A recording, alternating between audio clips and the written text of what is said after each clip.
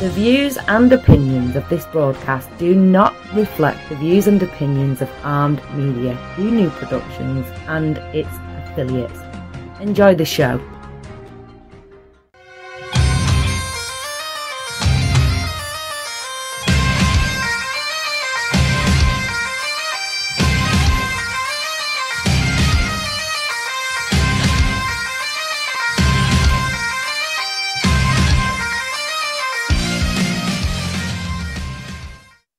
Hey guys, thanks for tuning in. This is Two Beards Talking. I'm Daniel Sanders, and joining me once again this evening, very special guest, Jimmy. Jimmy, thanks for coming on the show with me tonight.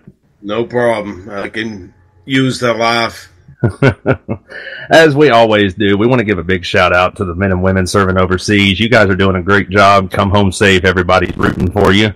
And I want to take a minute to apologize to all the listeners out there that it's been so long since I've been on the air. But, you know, life does get in the way sometimes, but we're back in the saddle again. So we're going to roll right into the show tonight. Got a lot to talk about.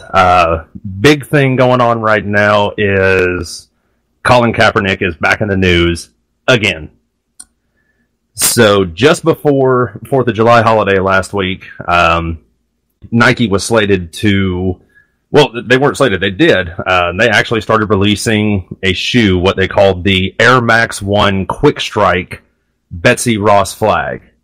And it's exactly that. It had a depiction of the, what they call the Betsy Ross flag, the original U.S. flag that had the 13 stars representing the original 13 colonies.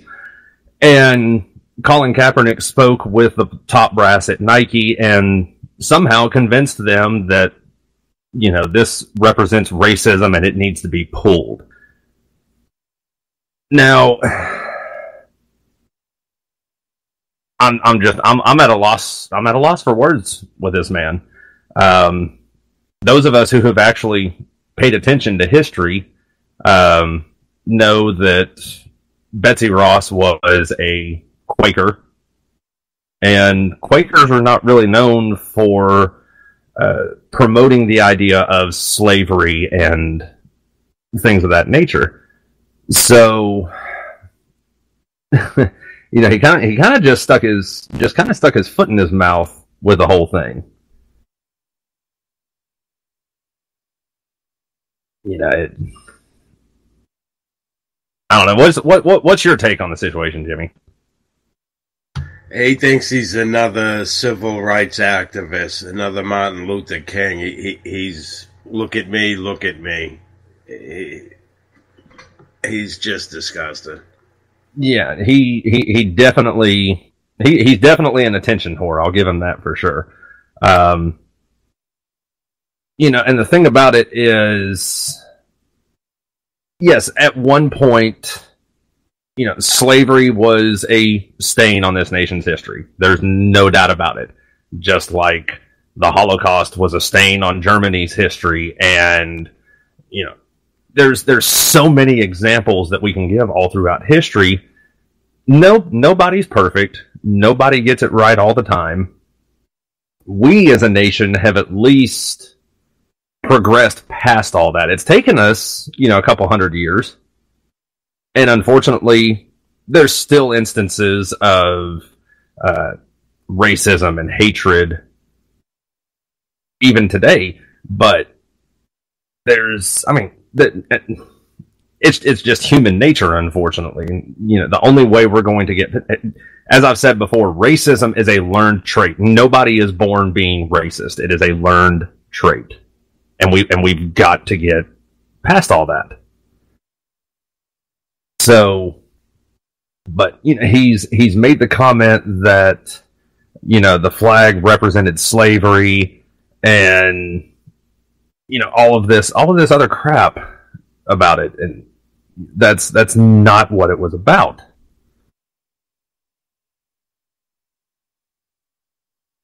I mean, it's really, it's embarrassing. Like you said, it's disgusting. And especially for it to happen right before our Independence Day. I mean, that just, that's just a slap in the face to every American. I believe that was our first flag, wasn't it? Yeah. That was the and it come out during the Revolutionary War. Yes, that was the first flag designed for use as our nation's flag, and excuse me. So now getting into the legal aspect of it, the U.S. flag code and things like that. The U.S. flag code stipulates that the flag should never be used for advertising purposes in any manner whatsoever. The flag code is Chapter 1 of Title 4 of the United States Code. It's been around since the 1920s. 1923, I think, was the year that I saw on it. And it's a federal law, but the penalty described in Title 18 of the United States Code for failure to comply with it is not enforced. I can't for the life of me figure out why, but then again at the same time I also can, because the Supreme Court has ruled for some reason that burning the flag is a right to freedom of speech and protest and so on and so forth. And the Supreme Court has ruled on it. I may not agree with it, but that's just how it is, unfortunately. But it does say the flag should never be used for advertising purposes of any manner whatsoever. Now, the other question I have to that, and I've been trying to find the answer to it, and hopefully I'll have the answer for it at some point in the near future, is whether or not the flag code applies to the flag as it is today, or if the flag code applies to all previous iterations of the United States flag, to include the original Betsy Ross flag. That might be the case. Now, the funny thing about it is, I'm sitting here looking at an article from Forbes, was written today, and it says, Colin Kaepernick spurs Nike stock after it pulled Betsy Ross flag sneaker. So, despite all of the uproar and embarrassment and everything like that, Nike shares are still on the rise, even after all this. Yeah, it's got to be false, though. I mean, they could be reporting false numbers. It's possible. I have heard that some of the sneakers did make it into consumer hands, and they want to buy them back. And from what I have heard, I'm actually getting on eBay right now to see how true this is. Let's see here. So, somebody was telling me they saw a pair of them on eBay for like thousands of dollars, which would not surprise me, considering everything. Let's see here.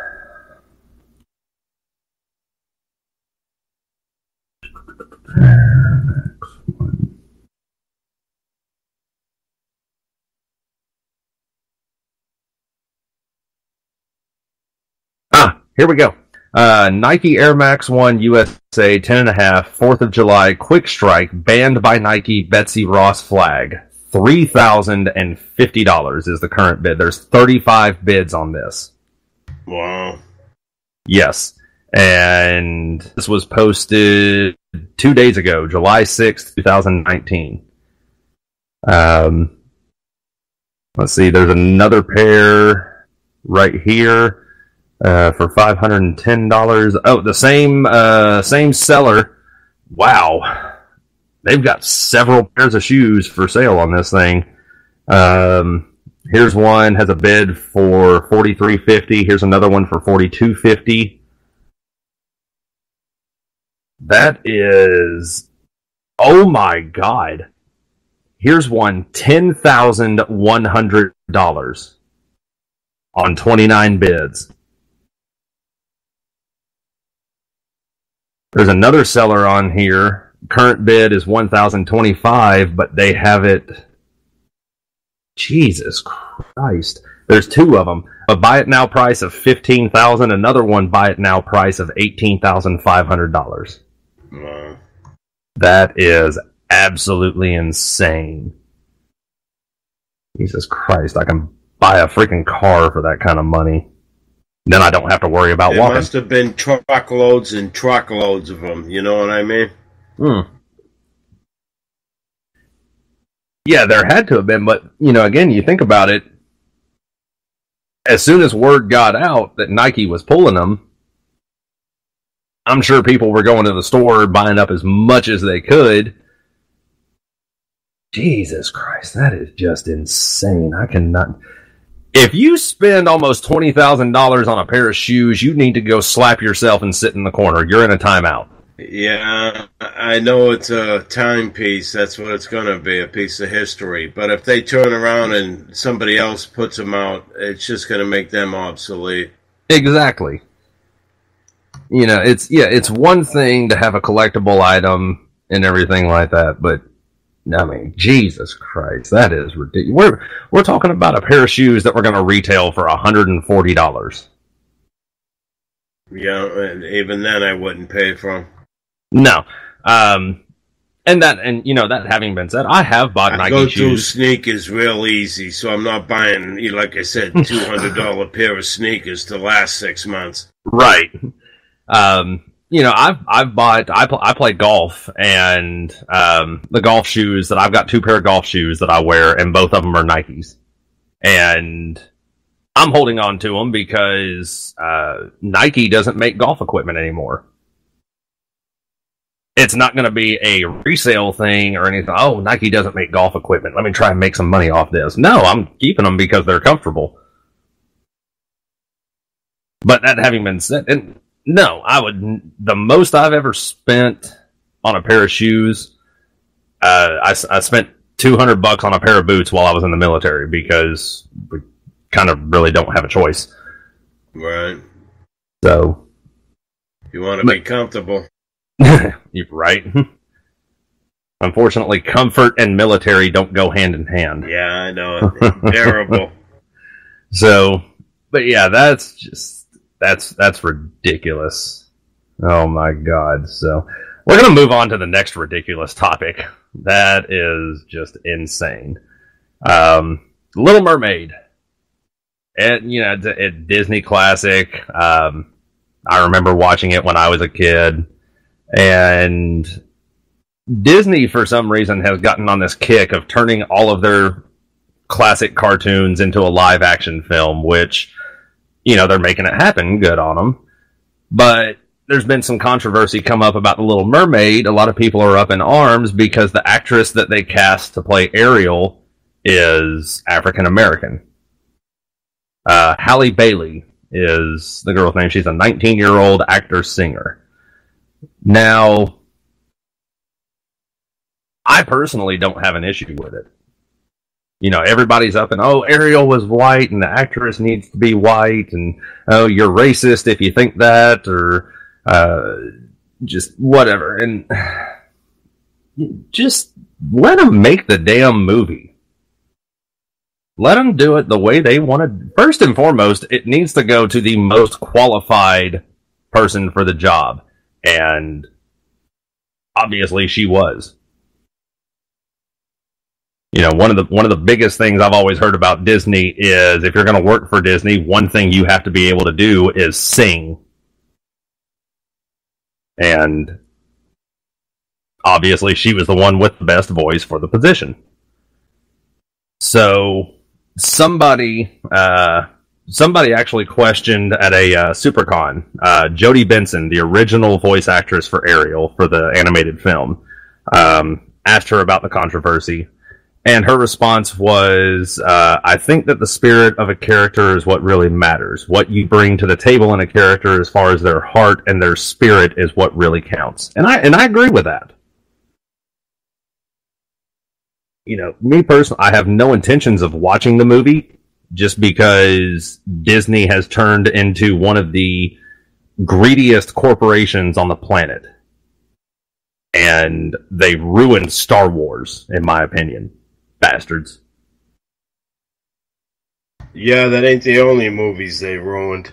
They ruined the Marvel ones too. I haven't seen all of the Marvel movies, so I can't comment one way or the other. I haven't seen any. Pretty much, and I actually think this was the pre-Disney buyout. The first Marvel movie that I saw was the original Iron Man. I saw it a couple of months after it came out, and I enjoyed it. But again, I think that was also pre-Disney buyout too. So, like I said, they've ruined. Curses to George Lucas for selling out. Yeah, he wanted to retire. And hell, he could have retired, but shit. Well, they told him he was going to have exclusive say in all their movies about Star Trek. They hired him as a consultant or whatever, and right. But as soon as he sold it to him, they pushed him out. Oh yeah. So, like I said, I just Disney has become a money hungry corporation, and I don't agree with their practices. I walk into Walmart and I'm looking at movies that came out 6 months ago that are down to $10-12. Some of them are even in the cheap $5 bin. And then I see Captain America, the First Avenger, sitting on the rack for $20. I see the original Iron Man sitting on the rack next to it for $20. And hell, the first Iron Man came out in 2008, 2009, roundabout in there. Yeah. I mean, shit. Like I said, there's movies that have only been out on DVD and Blu-ray for 6 months. That some of them are even in the damn $5 bin, and you're going to tell me that this 11-year-old movie is still worth $20? Kiss my ass. Yeah, I know it. So, but I'm getting off topics. Back to the Little Mermaid thing. Disney has always been wrapped up in some kind of controversy, some sort of something, to include even the original Little Mermaid. I'm sure you've seen it or heard about it at least. The original artwork drawing. No, I haven't. I've never seen it. Yeah, so I actually still have the VHS cassette tape for The Little Mermaid. The original still has the original artwork drawing on it. And for those of you that don't know, supposedly there was a... what's the word I'm looking for? He was basically an angry employee, an angry artist, and as he was drawing the artwork, supposedly he drew a penis as one of the castle spires on the artwork. Looking at it, it definitely does look like that, because none of the other castle spires look like that. They look like... they look just like you would think a castle spire would look, and then you've got this freaking phallic-shaped thing on there. So, I would not be so disgruntled. That's the word I was looking for. Yeah, disgruntled disgruntled employee. Yeah, I knew that was going to happen too. He was a disgruntled artist, supposedly, and drew a phallus as one of the castle spires. And you can look it up on Google. It's there, plain as day. Doesn't look like any of the other ones. And there's been other instances, supposedly in the original Lion King film, when Simba plops down on the edge of the cliff and kicks up all the flower pollen and everything. If you pause it on the exact right frame, it looks like the pollen in the air has spelled out the word sex. I don't doubt it. A lot of people put in stuff like that in cartoons. Oh yeah, this is actually true, and I know this for a fact because I have a brother who used to work as a video coordinator for some college football teams, and they actually did this in their film room. The rescuers, the little mice that fly around on the back of the seagull or albatross or whatever it is. In the first film, when they first start flying on the back of this bird, they're flying through a city, and there are 2 non-consecutive frames where a photograph of a topless woman is shown in the background in one of the windows. And, like I said, this is true. My brother went and got a copy of the video, and they got to that part, and they ran through it frame by frame with their equipment and found those 2 frames where that picture is at. It wasn't a drawing. It was an old black and white photo of just a topless woman that somebody, added to the scene. Why they would do it, I don't know. Why 2 frames? Yeah. And, only 2 frames, and they're non-consecutive frames, so it's over as fast as it happens. Another instance in The Little Mermaid. Supposedly, there's a scene where the prince is about to marry Ursula on the ship, and the priest is there, and there's something poking out of his robe that the artist and the writers say is supposed to be his knee, but it's a little bit too high and a little bit too centered on his body to be his knee. I mean, that's another thing you can look up on Google. It's right there. I shit you not. And for that's just his bony knee. Yeah, sure, we believe you. Maybe a 5-year-old child might believe you, but no, we know what that is. The artist was having fun. Yeah, taking liberties. So, like I said, Disney has always been wrapped up in some kind of controversy or something. They're always trying to sneak little Easter eggs, we'll call them, into their films or whatever, and then when somebody points it out, it's, oh, no, that's not what that is. Yeah, bullshit. But yeah, again, this whole thing with The Little Mermaid, it goes back to the racism issue. Time and time again, all throughout the history of cinema, there have been instances where this character was written, just for example, and I'm just throwing this out there, this is no specific thing, but, author John Doe writes this book, and in his book, he describes the main character as a white male with long, blonde, flowing hair and ice blue eyes and all this other crap. But then, when Hollywood makes the film, the main character is cast with African American, because that's who best suited the role. On the flip side of that coin, there was an article that I read, supposedly a film about one of the heroes of 9/11. The original person himself was an African American, but in the film, he was cast and portrayed as a white man. And, people are up in arms about that because of this whole Little Mermaid thing now. Now that's coming to light. Before it wasn't an issue, but now that Little Mermaid is coming out with a black actress, now it's a problem.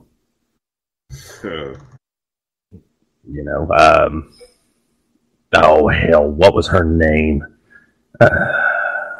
She played Cleopatra back in the 50s or whenever it was. Elizabeth Taylor? Yes, Elizabeth Taylor. Elizabeth Taylor's not an Egyptian.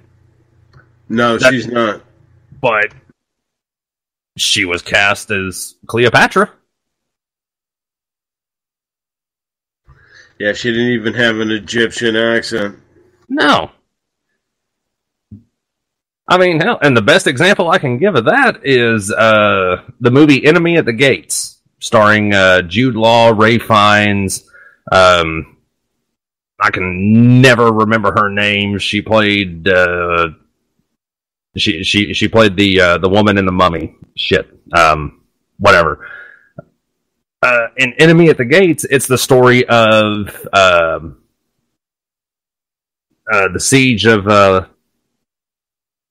what is it? Stalingrad. Okay. The German invasion of Stalingrad and the Russian push against it, and none of the actors had Russian accents. Everybody had a British accent, with the exception of Ed Harris, who played the German sniper, and he sounded like an American. Okay. Yeah, nobody they didn't have a single Russian actor in the film that I know of. Didn't have a single German actor in the film. Hell, even Ron Perlman's about as American as they come, and he played one of the Russians in the film, and even he was using a British accent, and I cannot for the life of me figure out why. So, yeah, I mean, it happens in Hollywood all the time. It's all about who is best suited for the role as an actor. Maybe their skin color doesn't match. Maybe their voice doesn't match. Hell, Sean Connery played a Russian submarine commander, and he was using his original voice. Doesn't sound Russian, sounds Scottish. Right. So, yeah, we've got to get past this whole racism shit. Okay, it's a black actress playing the character. So what? It's not going to hurt you in any way. And if you think it is, don't watch the movie.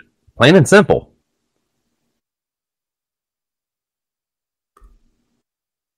What is she trying to do? Make a movie?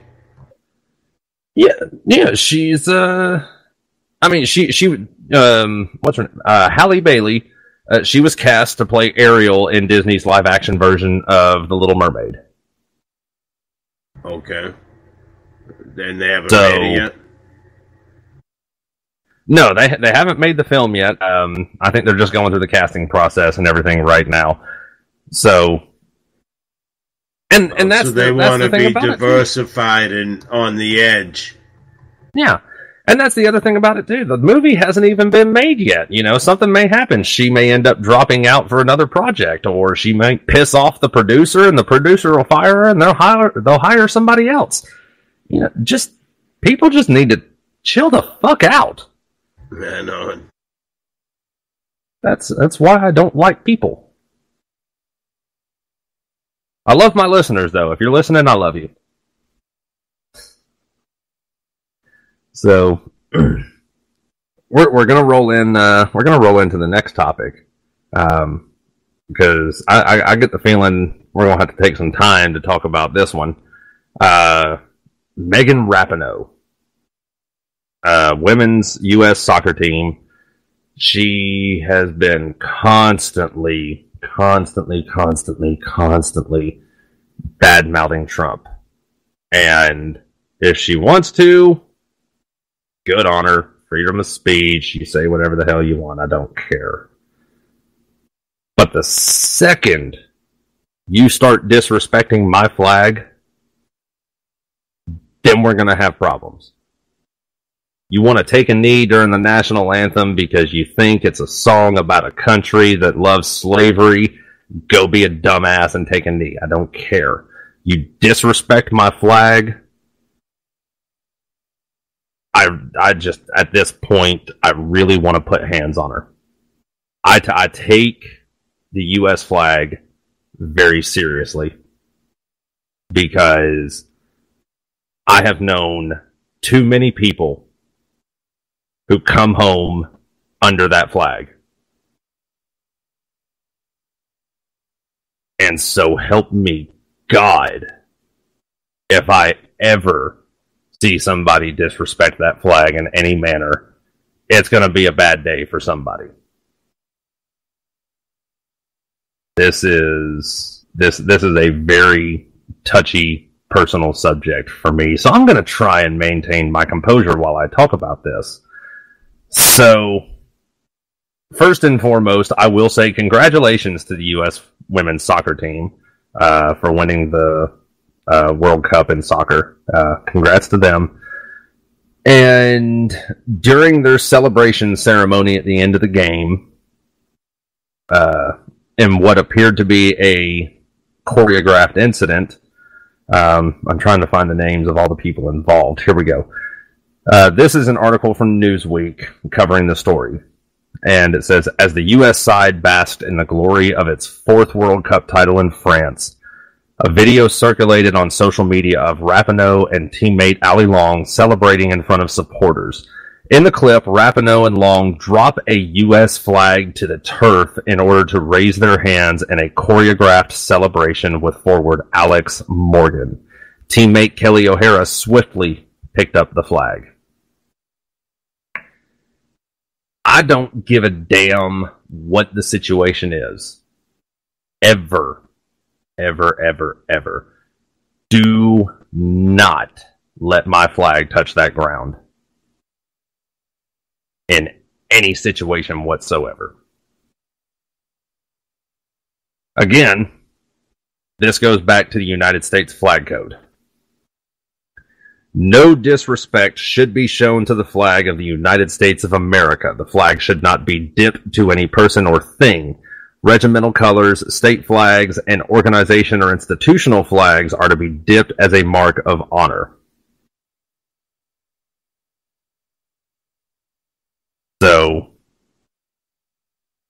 never, ever, ever. The flag should never touch anything beneath it, such as the ground, the floor, the water, or merchandise. If you don't like the flag, if you don't like what you think the flag represents, that's fine. It's all well and good. Leave it the fuck alone.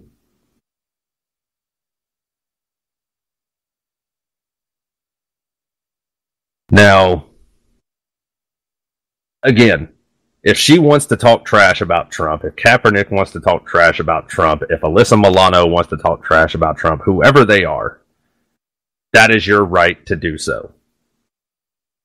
Yeah, they basically make assholes out of themselves. We should let them do it more often. Absolutely. The biggest reason why they make assholes of themselves is when I bad-talked President Obama, I was racist.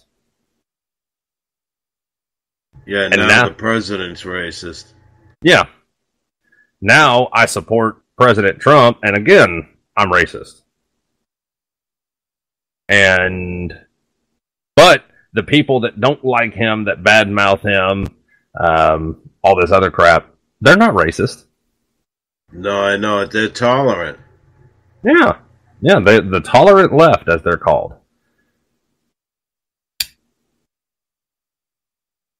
And, I just... I said they went too far left. I got a feeling Trump's getting in easily. And if he doesn't, something's going on with the voting. Because, like I said, there was not that many people. Look at the stupid protesters showing up. It ain't much at all. Right. And that's... I'm not even going to get into the election shit right now because we've still got, a year and 4 months. Yeah. So, Jonathan T. Gilliam, former Navy SEAL, and now author and I guess political activist, we'll call him, posts regularly in support of Trump. He talked about this incident with Rapinoe on Twitter, saying she was neither a hero or a role model. Gilliam and others also accused Rapinoe of stomping on the flag, something that does not happen in the video, according to the article.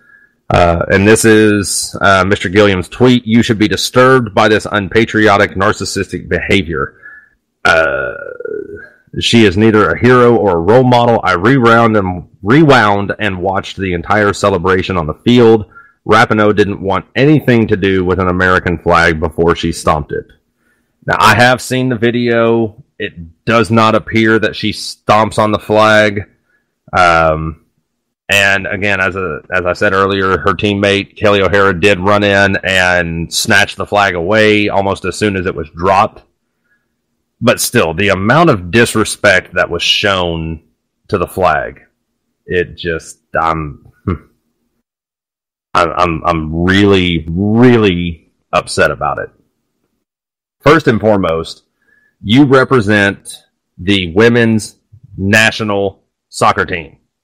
Not the soccer team of Megan Rapinoe, not the soccer team of Pennsylvania, the national soccer team. For soccer, you represent the entire country as a whole. You're not Colin Kaepernick representing whatever team he was not playing for. You represent the entire nation. You are an ambassador to the United States of America whenever you travel outside of this country and play a foreign team.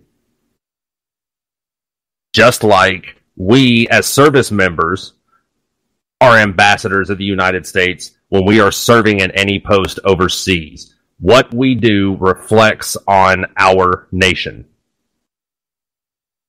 And in all places, France, for the love of God. We have been able to talk so much shit about France for so many years, and now the French have some shit to talk about on us. That's embarrassing is what it is. Yeah, I think she disgraced us.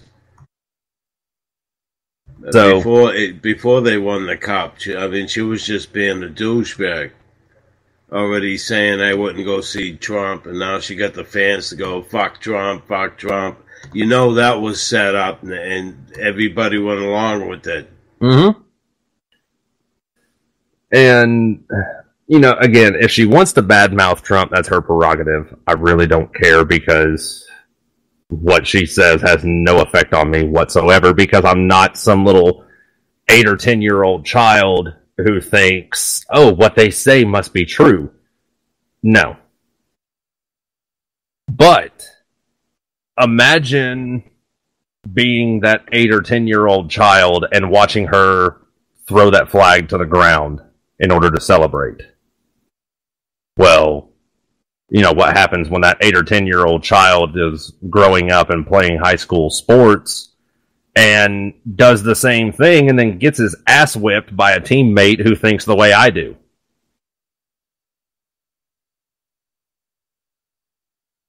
So, like I said, I don't know if this is going to get back to Megan Rapinoe, but I really hope it does. Shame on you. You should be fucking embarrassed. You disgrace. And she is a disgrace. Disgrace for the LGBTQ and the rest of them, and she's just a disgrace to as an American citizen. So, President Trump, as he always does, anytime we win a national event or any championship, the World Series, men's basketball, all that other crap, he always extends an offer of visitation to the winning team. And of course, Megan Rapinoe has said on numerous occasions, oh, if I'm invited to the White House, I'm not going to go. Again, that's your prerogative, and nobody gives a shit if you go or not. Matter of fact, if I were President Trump, I would have said, all of you, except you, are invited. You want to be pissed off at me when I haven't done anything to you. Now I'm going to give you a reason to be pissed off at me. Now I'm going to give you a reason to trash talk me. I don't want you in my house, so stay the fuck away. The rest of you can come.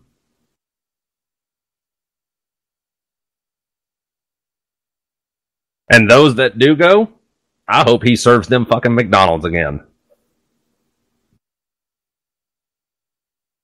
That's his favorite food. Hey, good on him. You know, that's another American staple right there. So I gotta admit, I do like Mickey D's once in a while. The chicken's not the chicken nuggets, but the chicken selects. Yeah, I can tolerate those. Everything else, it's just kind of slid downhill over the years. And I think it all started when McDonald's tried to cater to the liberal crowd and started making coffee houses and iced coffees, and that's something I don't get. Iced coffee. I love coffee, but I love coffee the way God intended it. Hot, tar. You know, if coffee that's gone cold is, you know, horrible and all this, then I would think iced coffee would be even worse. Yeah, I don't even like it room temperature, never mind cold. Yeah. If I've had a coffee cup in my hand and I've had it in my hand longer than 5 minutes, it's going back in the microwave. Yeah, I know. That's what I do here. I boil water in the microwave and make instant coffee, and then I'm constantly going back every 30 seconds and heating it up. Yeah. You know, if it does not burn my stomach as I'm drinking it, it's not hot enough. If I don't have to blow on my coffee anymore before I take a drink, it's not hot enough. Yeah, my esophagus has been... It doesn't care about hot water anymore. You get used to it. It does something to your esophagus. It burns it, fries it, sears it. I don't know what it does. Yeah, you burned your nerve ending shut is what it is. Pretty much. You know, now, if you drink iced coffee, hey, again, you know, that's your prerogative. It's your choice. I'm not saying you shouldn't. I'm just saying it's not for me. I can't stand it. So, you know, I can't stand cold coffee, but I like coffee ice cream. You know, I've never had coffee ice cream before. That ain't bad. I've never had coffee ice cream before. I might have to try it now. I'm usually just a plain Jane vanilla ice cream with chocolate syrup on it kind of guy. So, the biggest thing I want to find out is, you know, there's criminal penalty written into Title 18 of the U.S. Code, but when it comes to the U.S. flag, it's not enforced. Like I said, you know, the Supreme Court has ruled burning the flag is protected under First Amendment rights, freedom of speech. Okay. Can't really do anything about that. The Supreme Court, you know, they're the highest in the land, so if they say it's so, it's so. But, you know, there's other instances, such as, again, not to be used for advertising in any way. It's one thing, as you pointed out earlier, you know, all of this stuff that's made in America, they put the flag on it. I don't see that as a problem. You know, if I buy an article of clothing that's made in America and I look at the label and it's got the U.S. flag on it and it says made in America, I don't see that as a problem. But, you know, it goes on to say, as far as advertising, it should not be embroidered on such articles as cushions or handkerchiefs and the like, printed or otherwise impressed on paper napkins or boxes, or anything that is designed for temporary use and discard. Now, especially around 4th of July, Memorial Day, Veterans Day, stuff like that, companies take advantage of making up paper napkins and paper plates and all this other stuff that have the U.S. flag design on it. And I don't understand why none of that is enforced. It's one thing for a company to say, oh, we want to do this because it's patriotic. Okay, well, yeah, it's patriotic, but there's flag etiquette and a code and everything that says you're not supposed to do that. So, good on you for wanting to be patriotic and everything, but I think the more patriotic thing to do is follow the rules that have been established for that flag. Maybe I'm wrong. I don't know. Maybe, who knows? But yeah, a lot of people wear it for clothes and stuff. And again, that's another shady area right there, because like in the Olympics all the time, whenever an American athlete places on the podium, a lot of times, say like a runner or something like that, or a swimmer or something like that, they'll get out of the pool or they'll finish running, and the very first thing they'll do is they'll grab a flag from somebody in the stands and they'll wrap it around their body. And, again, it's a gray area. It's not really being used as an article of clothing, but at the same time it also is. Because it's being used to wrap his body, which is what an article of clothing is. So, I really want to talk to somebody out there about why we have this code, but none of it is really enforced. Because it kind of sets it really, to me, kind of sets a precedent in the future of, well, this is a federal law, but we're not enforcing any of the penalties for it, so why should we enforce any of the penalties for this federal law? Again, maybe I'm wrong, maybe I'm thinking too much into it, but it makes no sense to me. We have it as a federal law. There's criminal penalty written into our U.S. code for it, but... Yeah, but since then, that when they come out with that law, the Supreme Court said that it wasn't... you had the right to burn a flag at a protest. Yes. And that was in the 60s. Burning the flag. Yeah, they say burning the flag is protected under First Amendment rights. I don't personally agree with it. I don't see any difference between burning it and throwing it on the ground. Yeah.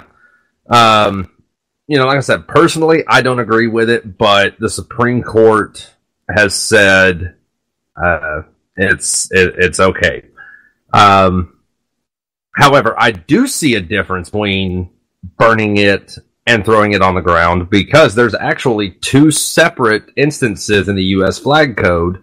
One talks about, as I already said, should never touch anything beneath it, such as the ground, floor, water, or merchandise.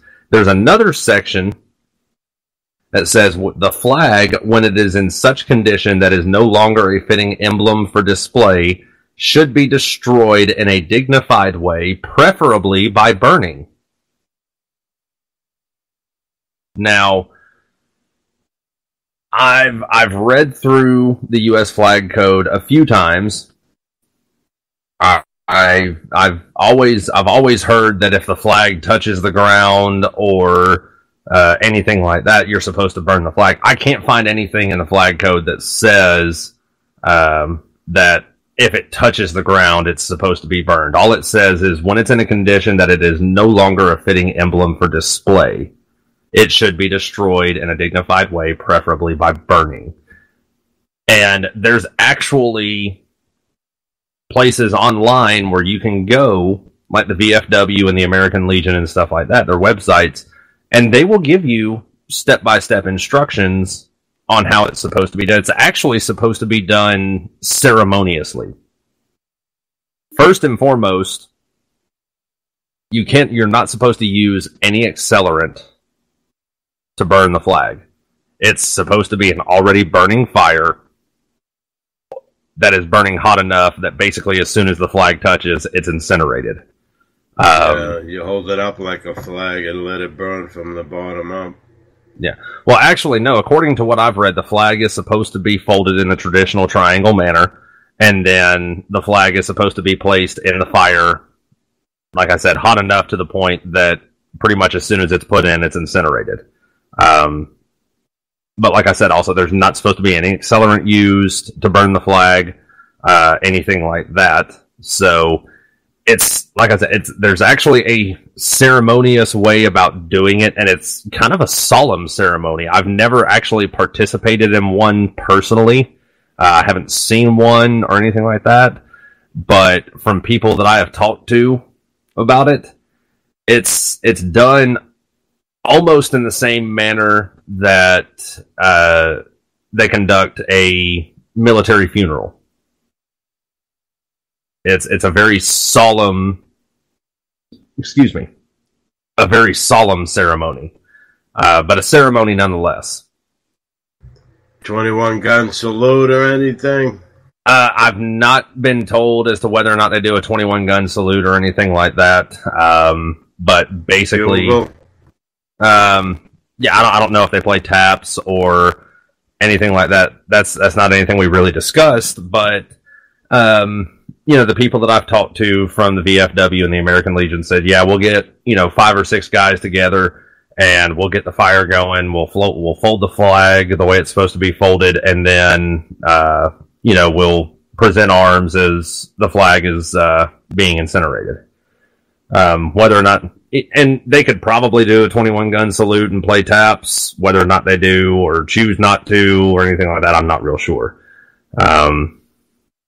But that's just from talking to people that have participated in them. That's what I've learned about it. So, let's see here. Yeah. So, I think I'm going to spend the next few days trying to get in touch with somebody who knows a little bit more about the flag code than I do. It's actually, I guess I should talk to them more about U.S. code, especially talking about Title 18, and figure out why none of those laws are really enforced. In respect to burning the flag, like I said, the Supreme Court, okay, I get it. But none of the other stuff is enforced. I've never heard the Supreme Court rule anything about it's a company's right to use the flag for advertising. Or anything like that. There's other provisions in here. The flag should never be used as a covering for a ceiling. The flag should never have placed upon it, nor on any part of it, nor attached to it any mark, insignia, letter, word, figure, design, picture, or drawing of any nature.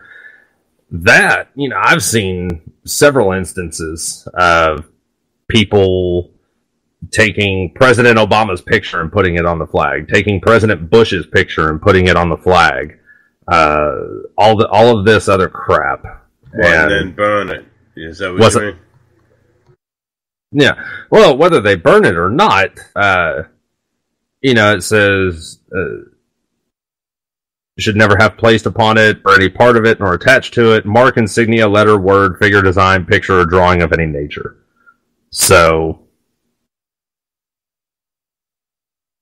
I don't know. Here we go. No part of the flag should ever be used as a costume or athletic uniform. However, a flag patch may be affixed to the uniform of military personnel, firemen, policemen, and members of patriotic organizations.